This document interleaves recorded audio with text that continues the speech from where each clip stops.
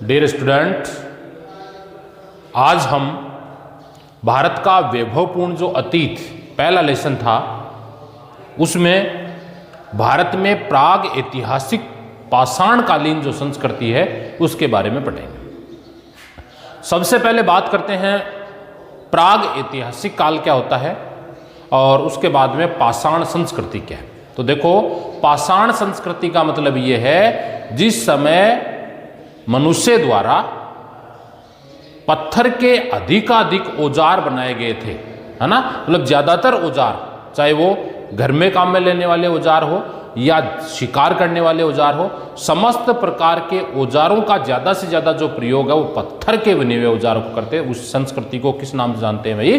पाषाण संस्कृति के नाम से जानते हैं। दूसरा है प्राग ऐतिहासिक संस्कृति। तो इतिहास, पहले इतिहास पढ़ो। इतिहास क्या है? जो चीजें आज से पूर्व हमें लिखित साक्ष्य के रूप में मिलती है ना, उसे हम इतिहास कहते हैं। तो जब से मनुष्य ने पढ़ना लिखना सीखा है उस काल को तो ऐतिहासिक काल कहते हैं। ठीक है, जब से मनुष्य ने पढ़ना लिखना सीखा है उस काल को कौन सा काल कहते हैं? ऐतिहासिक काल, क्योंकि उसके हमें लिखित साक्ष्य मिलते हैं। और उससे पूर्व का जो काल है जब मनुष्य को पढ़ना लिखना नहीं आता था, केवल उनकी जो सामग्रियां हैं, उनके बने हुए औजार हैं, उन औजारों के माध्यम से हम आंकलन करते हैं कि ये संस्कृति इतनी प्राचीन हो सकती है, उसे हम प्राग ऐतिहासिक काल कहते हैं, है ना। तो सबसे पहले बात कर लो हम भारत में प्राग ऐतिहासिक काल। तो विद्वानों ने मानव द्वारा जो किए गए कार्यकलाप है, जो कार्य है, जो क्रिया है, उन क्रिया के आधार पर या यूं कहें क्रियाकलापों के आधार पर दो भागों में इतिहास को विभाजित किया है ना। एक है जब से मनुष्य ने पढ़ना लिखना सीखा है उस काल को तो कहेंगे हम ऐतिहासिक काल। क्या कहेंगे? ऐतिहासिक काल। और इससे पूर्व का जो काल है इसको हम कहेंगे प्राग ऐतिहासिक काल। भारत में गत शताब्दी में उत्खनन के दौरान, है ना, उत्खनन का मतलब है खुदाई के दौरान बहुत सारे अवशेष मिले हैं, है ना। भारत में विद्वानों ने उत्खनन के दौरान या यूं कहें बहुत सारे ऐसे स्थलों को खोज निकाला जहां प्रारंभिक मानव रहता था। और जब वहां के जिस स्थान को खोजेगा, है ना, वहां की पूरा प्राचीन सभ्यताओं को खोजेगा, तो प्राचीन सभ्यताओं को खोजने के साथ ही हमारे सामने जो प्रश्न आएगा कि वहां क्या क्या चीजें रही होंगी, है ना। तो जैसे भी मान लो कि आज के टाइम की संस्कृति है ना, ये संस्कृति लुप्त हो जाए, किसी बाढ़ के कारण पृथ्वी में दब जाए, किसी भूकंप के कारण दब जाए, ज्वालामुखी विस्फोट के कारण दब जाए, पूरी की पूरी संस्कृति तबाह हो जाए।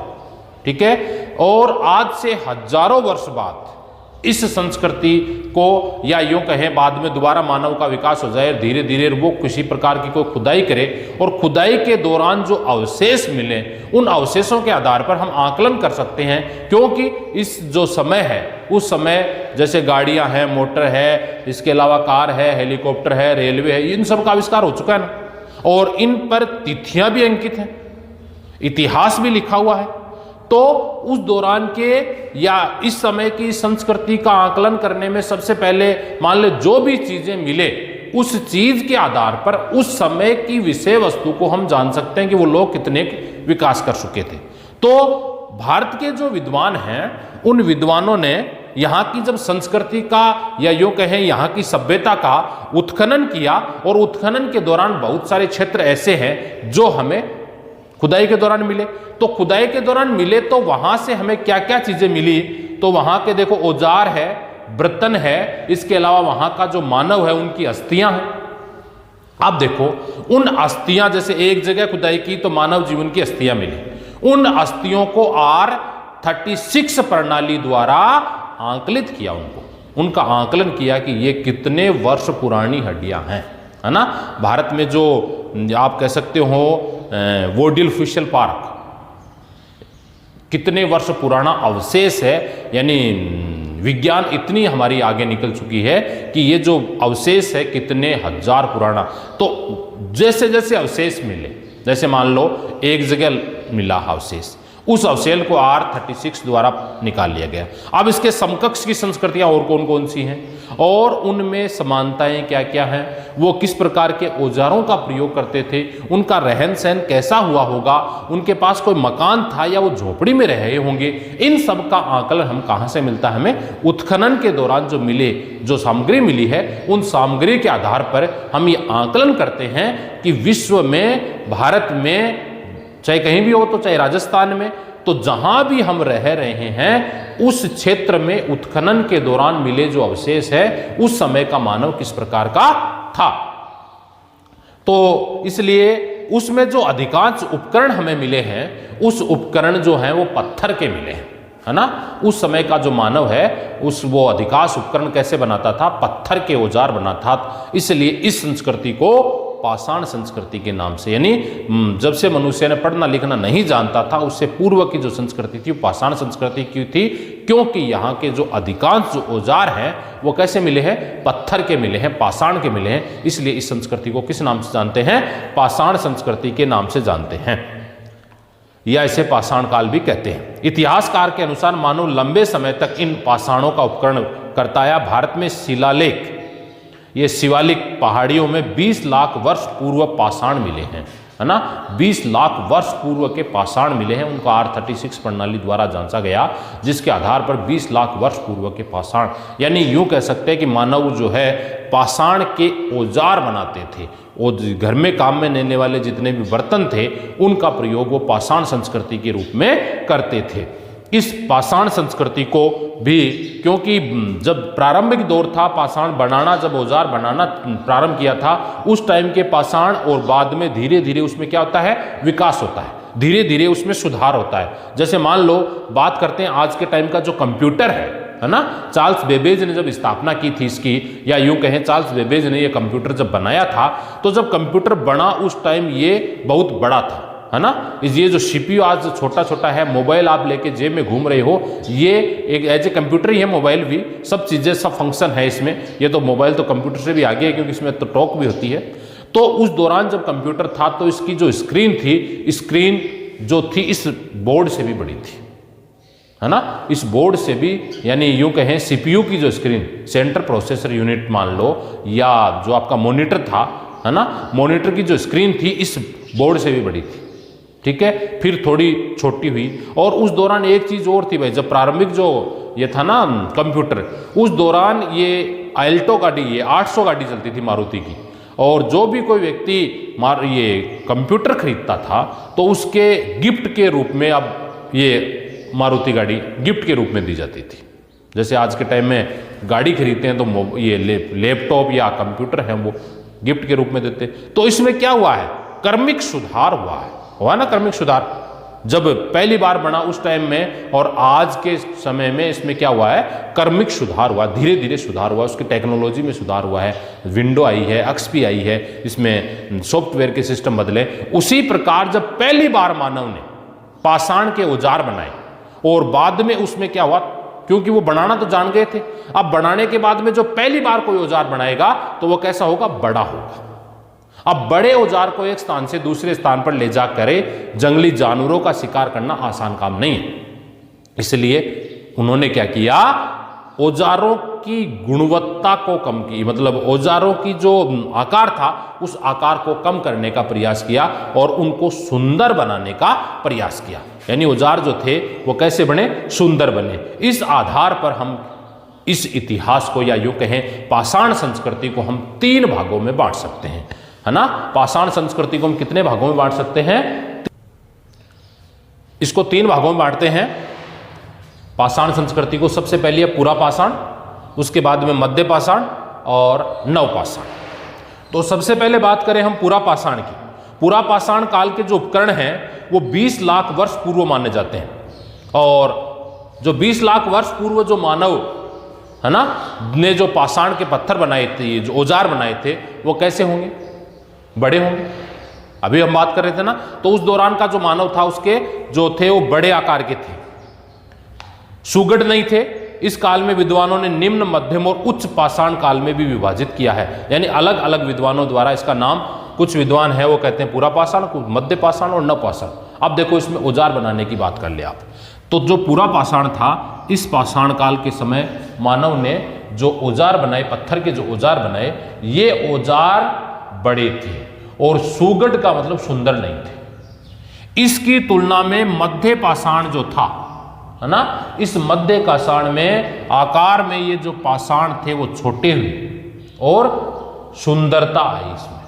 ठीक है, ये मध्य पाषाण के बाद हम बात करते हैं आधुनिक पाषाण। आधुनिक पाषाण के जो हथियार थे या औजार थे वो बहुत छोटे थे और सुंदर थे, और सुंदर के साथ ही साथ उसमें चित्रांकन भी देखने को मिल गया था, यानी चित्र भी बनाने इनके ऊपर, उनको सजावट, सुंदर सुंदर औजार बनाने का काम भी हो गया था। या इसको हम कह सकते हैं निम्न, मध्यम और उच्च पाषाण संस्कृति। निम्न का मतलब बड़े बड़े औजार, सुगढ़ जिसको गढ़ा नहीं गया था या जिनमें क्षमता ठीक नहीं थी। उसके बाद में मध्य पाषाण, मध्य पाषाण में इनमें कुछ बुनावट में सुधार हुआ, और नव पाषाण में इनमें गुणवत्ता में क्या आ गया, सुधार आ गया। तो देखो मध्य युग में पत्थरों का आकार छोटा होता गया, लघु आकार के कारण इसे सूक्ष्म पाषाण भी कहते हैं। ये कहाँ कहाँ मिलते हैं हमें, गुजरात, राजस्थान, उत्तर प्रदेश, मध्य प्रदेश, उड़ीसा, केवल में पाषाण पूरा स्थलों ये तिथियां प्राप्त हुई हैं। इस काल को हम 12,000 वर्ष पूर्व में बांट सकते हैं। ये तो कितने हजार वर्ष पूर्व है, 20 लाख, है ना, और ये 12,000, आज से लगभग कितने हजार वर्ष पूर्व इस संस्कृति का निर्माण हो गया था भाई, 12,000 वर्ष पूर्व कौन सी संस्कृति का आविष्कार हो गया था, मध्य पाषाण। जो आपके हमारे राजस्थान है, इस राजस्थान का जो आसपास का जो इलाका है ना, आसपास का इलाके की बात करें तो राजस्थान हो गया, राजस्थान का गुजरात हो गया, गुजरात के बाद मध्य प्रदेश हो गया, ये जो क्षेत्र है उत्तर प्रदेश हो गया। इन क्षेत्रों में जो हमें अवशेष मिले हैं, जो हमें औजार मिले हैं, उन औजारों का आविष्कार या उनकी जो स्थिति थी वो छोटी थी। किन की तुलना में, इनकी तुलना में, इनके छोटे थे और सुंदर थे। सुंदर होने के साथ ही साथ इस पर तिथियां भी इन्होंने अपने हिसाब से उस भाषा में इन्होंने तिथियां भी लिख दी थी। तो इस समय का मानव आखेटक खाद्य संग्राहक अवस्था में रहने लगा, पशुओं की ओर अग्रसर हुआ। नदी के तटों, झीलों के किनारे मानव लकड़ी और घास फूस से बनी झोंपड़ी में भी रहने लग गया था, यानी रहने का आवास बनाने ढूंढने लग गया था। यानी मध्य पाषाण का जो, इस पाषाण का तो जो लोग था वो कंद मूल खाकर ही अपना जीवन यापन करता था। एक स्थान से दूसरे स्थान पर वो भ्रमण के लिए निकल पड़ता था। और 11वीं क्लास में, हालांकि आपने तो नहीं पढ़ा क्योंकि अब जो सिलेबस आया है उसमें हुआ है संग्राहक, फिर शिकार करना, फिर अपमार्जन प्रक्रिया द्वारा उनको शुद्ध करना। ये जो काम था ये कौन से काल में था, नव पाषाण, ये पूरा पाषाण काल में था। यानी पूरा पाषाण काल का जो मानव था वो सबसे पहले क्या किया, इन्होंने अपमार्जन प्रक्रिया का, या यूँ कहें हम संग्रहण का काम किया, है ना। संग्रहण का काम था कि जो मरे हुए जानवर हैं, उन मरे हुए जानवरों के जो अंदर जो मांस मिलता है, उस मांस को अपमार्जन प्रक्रिया द्वारा, जो किण्वन प्रक्रिया के कारण खराब हो जाता है उसको तो अलग कर देते हैं, और उसमें से जो खाने योग्य मांस था उस खाने योग्य मांस को वो संग्रहित करते थे, है ना। और उसके बाद इन्होंने पाषाण के हथियार बनाने प्रारंभ कर दिए थे, यानी पत्थर के औजार बनाने प्रारंभ कर दिए थे। और जो पत्थर के औजार हुआ करते थे वो बड़े आकार के थे, इसलिए बड़े आकार के पत्थर के औजारों से ये जंगली जानवरों का शिकार करते थे। और उस दौरान एक तो जो ये नदियों के आसपास रहा करते थे, यानी उस समय का जो पाषाण काल का जो मानव था, या यूँ कहें आप पूरा पाषाण काल का जो मानव था, ये पूरा पाषाण का काल का मानव है, और नव पाषाण काल का जो मानव है ये नदियों के आसपास रहने लगा था। और नदियों पर बहुत संख्या में उस दौरान रेंडियर पशु एक तो आता था, है ना, और एक घोड़ा आता था। और जब बड़ी संख्या में आता था तो उनको बड़ी संख्या में मारने के लिए उनके पास बड़े हथियार हुआ करते थे। उस बड़े हथियार को फेंककर उनमें से 2, 4, 5 रेंडियरों को मार लेते थे और उनके मांस का वो भक्षण करते थे। ठीक है। और उसके बाद जो नव पाषाण आया, मध्य पाषाण आया। इस मध्य पाषाण का जो मानव था उन्होंने औजार, क्योंकि उनको पता लग गया कि यदि हम ये जो, या तो किसी जानवर का मरा हुआ मांस खाना पड़ेगा हमें, किसी दूसरे जानवर का शिकार किया हुआ जो शेष बचा है वो बदबूदार होगा, है ना, बदबू आने लग गई थी, तो बदबू की चीज़ वो नहीं खाना चाहते थे, इसलिए इन्होंने औजार बनाने का काम किया। अब बड़े औजार बनाने का काम किया तो क्या होता है कि जानवरों में भी समझ होती है।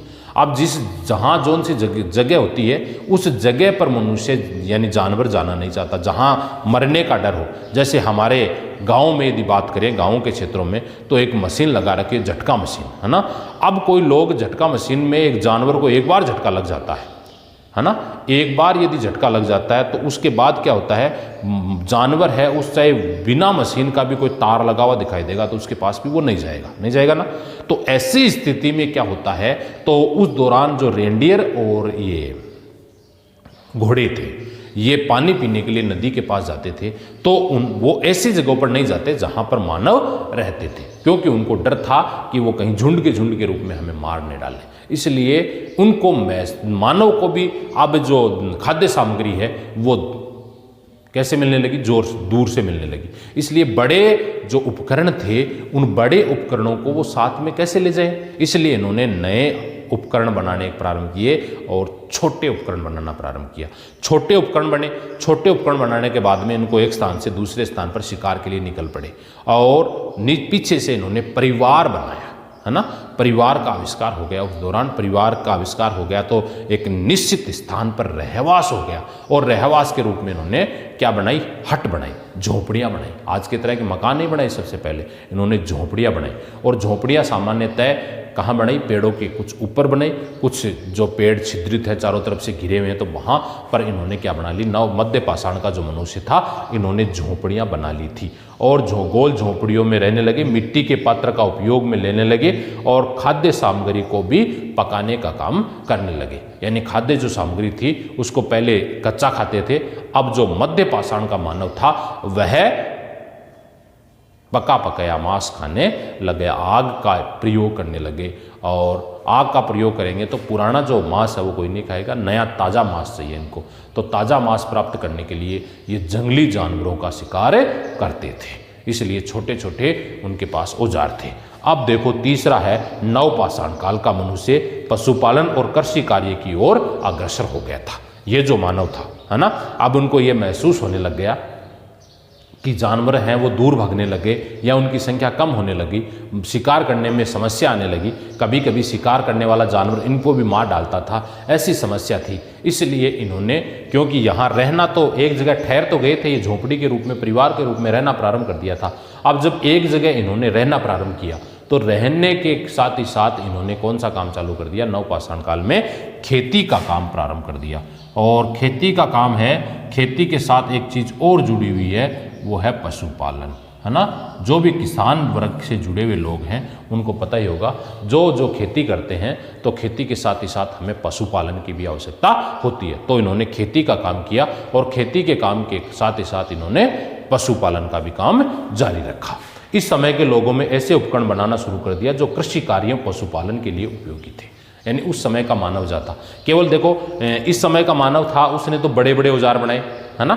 इस प्रकार का जो मानव था वो केवल शिकार करने के लिए, है ना, और शिकार करने के बाद में इनको मांस को सुलझाने के लिए, है ना, जानवर को सुलझाने के लिए बस इतने प्रकार के औजार बनाए। अब आवश्यकता आविष्कार की जननी है, मतलब हमें किस चीज़ की ज़रूरत है उस ज़रूरत के हिसाब से हम किसी भी प्रकार का कोई भी औजार बनाएंगे। जैसे जैसे हमें रिक्वायरमेंट है उस रिक्वायरमेंट के हिसाब से हम औजार बनाने का काम करेंगे। मान लो हमें पहले केवल संग्राहक क्षेत्र के या शिकार करने की ज़रूरत थी तो हम शिकार करेंगे, कितने औजार बनाएंगे। अब जो नवपाषाण का मनुष्य था उसने क्या कर दिया, खेती करनी प्रारंभ कर दी और खेती करने के साथ ही साथ इन्होंने पशुपालन का काम प्रारंभ कर दिया। जब पशुपालन का काम प्रारंभ किया और खेती का काम प्रारंभ किया तो सबसे पहले उन्हें खेती करने के लिए खेती के लिए हल की जरूरत पड़ी, है ना। खेती करने के लिए हल चाहिए ना, तो हल की जरूरत पड़ी तो उन्होंने हल बनाना प्रारंभ किया। हल करने के बाद में इन्होंने कुल्हाड़ी की जरूरत पड़ी, इन्होंने फावड़े की जरूरत पड़ी। जैसे जैसे जो खेती में काम लगने वाले जो उपकरण हैं, है ना, कुंदाली है, फावड़ा है, दरांती है, ये जो हैं जितने भी उपकरण हैं इन उपकरणों को इन्होंने बनाना प्रारंभ किया। यानी नवपाषाण का जो मनुष्य था, नवपाषाणकालीन जो मनुष्य था, हालांकि वो सब पत्थर के ही बनाता था लेकिन पत्थर के भी वो इतने सुगढ़ और सुंदर जो आपकी सैटेलाइट जो चट्टानें थी, अच्छी जो चट्टानें थी, जो मजबूत चट्टानें थी, उन चट्टानों से उन्होंने ऐसे प्रकार के औजार बना लिए थे, है ना। इन्होंने कौन कौन से बनाए देखो, कुल्हाड़ी है, वसूला है, छिद्रित वर्त है, हथौड़ा है, सिल्लोडा है, ओखड़ी है, आदि उपकरण बना लिए थे। इस प्रकार भारतीय संस्कृति का जो प्राग ऐतिहासिक काल है ना, प्राग ऐतिहासिक काल जो है, जब मनुष्य पढ़ना लिखना नहीं जानता था, उस दौरान के मानव का कर्मोद्गत विकास जो है कितने प्रकार से हुआ है भाई? 3 प्रकार से हुआ है। यानी पाषाण संस्कृति जो है, उस पाषाण संस्कृति को हम 3 भागों में बांट सकते हैं। इनको हम कह सकते हैं निम्न प्रकार की संस्कृति। इनको हम किस प्रकार की संस्कृति कह सकते हैं भाई?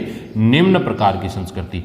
क्यों? क्योंकि मानव उस दौरान बड़े प्रकार के औजार, और बड़े प्रकार के औजार भी क्या, जहाँ वो रहते थे वहाँ पर रेंडियर और घोड़ा जो था पानी के लिए जो बड़े समूह के रूप में आते थे, बहुत संख्या झुंड के झुंड वहाँ आते थे, तो बड़े औजार से उसे मार देते थे फेंक कर, है ना। एक आदमी से नहीं तो 2 आदमियों से वो फेंक देते थे, तो झुंड के रूप में कोई कोई 1-2 जानवर उनको मिल जाता था, इसलिए बड़े प्रकार के औजार थे। बाद में आज से 20 लाख वर्ष पूर्व और फिर 12,000 पूर्व मध्य पाषाण काल आया, और इस मध्य पाषाण काल का जो मनुष्य था वो एक जगह झोंपड़ी के रूप में रहने लगा, छोटे औजार बनाने लगा, परिवार का उद्भव हो गया, और छोटे औजार के लिए भी केवल शिकार का काम करता था। फिर नव पाषाण आया, और नव पाषाण को, इसको हम कह सकते हैं निम्न प्रकार की संस्कृति, इसको हम कह सकते हैं मध्य प्रकार की संस्कृति, और इसको हम कह सकते हैं पाषाण में कौन सी संस्कृति? उच्च प्रकार की संस्कृति, यानी अच्छे प्रकार के औजार बनाने वाली संस्कृति। और इसमें खेती और पशुपालन का प्रादुर्भाव हो गया था। अब हम बात करते हैं प्राग ऐतिहासिक जो शैल चित्र हैं, या शैलों पर या चट्टानों पर जो पत्थर, जो चट्टानों पर जो कार्य किया गया है, चट्टानों पर जो चित्रांकन किया गया है, उनका वर्णन करते हैं। और उसके बाद जो अगला टॉपिक होगा आपका उपलब्धियां, सिंधु घाटी सभ्यता की प्रमुख उपलब्धियां, उनको हम कल पढ़ेंगे। ठीक है, तो आज एक और लास्ट टॉपिक और पढ़ लो आप, प्राग ऐतिहासिक की शैल कला, है ना, या प्राग ऐतिहासिक काल जो था, प्राग ऐतिहासिक काल की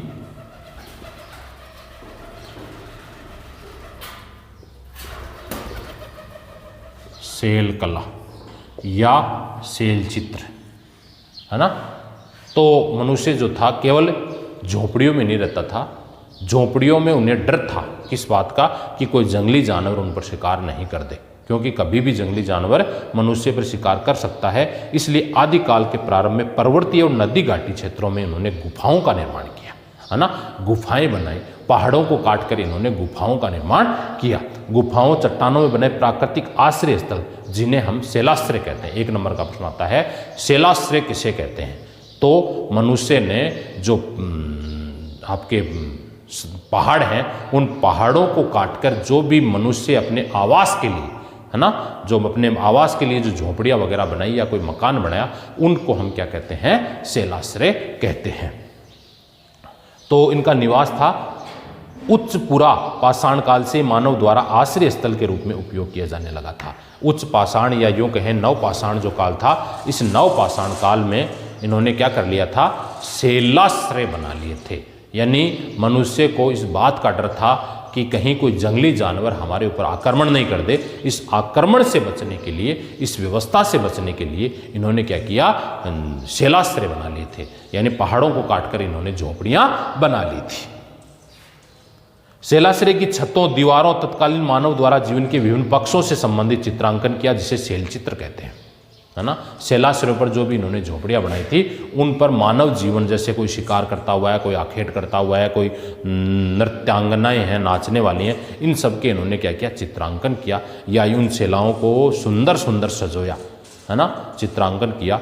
इससे जो प्रकार के चित्र हैं उनको हम शैल चित्र के नाम से जानते हैं। प्रश्न आता है कई बार, शैल चित्र क्या है? तो शैलाश्रयों पर जो भी चित्रांकन किया गया, है ना, पाषाणकालीन संस्कृति में शैलाश्रयों को, या प्राग ऐतिहासिक काल में जो शैलाश्रय बनाए गए थे, रहने के या यूँ कहें इनके आवास थे, इन आवासों के अंदर जो दीवारों पर जो चित्रांकन किया गया, इन चित्रांकनों को शैलाश्रय के नाम से जाना जाता है। इसमें कौन कौन सी, देखो, इस दौरान की उन्होंने सांस्कृतिक, सामाजिक, आर्थिक जीवन की और शैलाश्रय बनाए। सामाजिक जीवन का मतलब है उनका रहन सहन कैसा था, उनका खान पान कैसा था, जातियाँ कौन कौन सी थी, इन प्रकार के चित्रांकन बनाए। आर्थिक जीवन का मतलब है वो किस प्रकार का व्यवसाय करते थे, उनका रोजगार के साधन कौन कौन से थे, कौन कौन से उद्योग स्थापित थे, उद्योगों का स्वरूप क्या था, इन सब का वर्णन। इसके अलावा सांस्कृतिक का मतलब है उनके संस्कार कैसे थे, मरने के बाद में उनका जो मुर्दा था उनका दाह संस्कार होता था या जन्म के पूर्व क्या होता था, जन्म से मृत्यु पर्यंत जो भी संस्कार थे उन संस्कार कैसे थे, इन सब का वर्णन हमें कहाँ से मिलता है। उस टाइम में जो प्राग ऐतिहासिक काल है वो लिखा हुआ तो है नहीं, तो जो भी हमें पूर्व के अवशेष मिले हैं उन अवशेषों के आधार पर केवल हम आंकलन लगाते हैं कि उस टाइम का मानव ऐसा रहा होगा। ठीक है, तो उस प्रकार के मानव में जो ऐसी दक्षिणी पूर्वी राजस्थान से उत्तरी राजस्थान शेखावाटी जो क्षेत्र है हमारा, है ना, झुंझुनू सीकर चूरू, और दक्षिणी जो राजस्थान के जो है ना, इधर दक्षिणी में उदयपुर है, राजसमंद है, ये जो इलाके हैं, इन इलाकों में आपको बहुत सारे क्या मिलेंगे, चित्रांकन मिलेंगे। और उन चित्रांकनों के माध्यम से हम ये आकलन कर सकते हैं, इन चित्रों के माध्यम से हम इस बात का आकलन कर सकते हैं कि उस समय का जो मानव था वो इस प्रकार का रहा होगा। केवल आकलित किया जा सकता है कि उस टाइम का मानव ने ये जो शैलचित्र बनाए उनसे उनकी सामाजिक स्थिति, राजनीतिक स्थिति का, इसके अलावा मध्य प्रदेश में भीमबेटका और पचगढ़ी भी इस दृष्टि से महत्वपूर्ण है। अजंता और एलोरा की जो गुफाएं हैं उन गुफाओं में भी बहुत सारे शिलाचित्र मिले हैं या शैलचित्र मिले हैं। पुरातत्व VH सोनवाने और चंद्रावती गुजरात से मध्य पाषाण युगीन उपकरणों का रेखांकन किया, इससे इस काल को मध्य पाषाण युग स्वतः सिद्ध हो जाता है। इस प्रकार हम कह सकते हैं कि विश्व के जो विभिन्न देश हैं उन देशों से भारत की जो संस्कृति है वो पूर्व में स्थापित हो चुकी थी। ये है भारतीय संस्कृति में जो, या यूँ कहें भारत का जो प्राग ऐतिहासिक काल है उसके जो हमें अवशेष मिले हैं, उन अवशेषों को हम 3 भागों में बांटकर उनके उस टाइम का जो मानव था उनका रहन सहन कैसा था, उनका खान पान कैसा था, उनकी वेशभूषा क्या थी, उनके सांस्कृतिक रीति रिवाज कैसे थे, उनका व्यवसाय कैसा था, आर्थिक रूप से वो किस प्रकार रहते थे, इनका अध्ययन करते हैं। अब अगला जो टॉपिक होगा आपका वो होगा सिंधु घाटी सभ्यता, है ना। सब उत्खनन के कार्य हैं, ये उत्खनन के दौरान हमें जो अवशेष मिले उनके आधार पर हम जो कार्य करते हैं। तो अगला जो टॉपिक हम कल पढ़ेंगे कौन सा, सिंधु घाटी सभ्यता।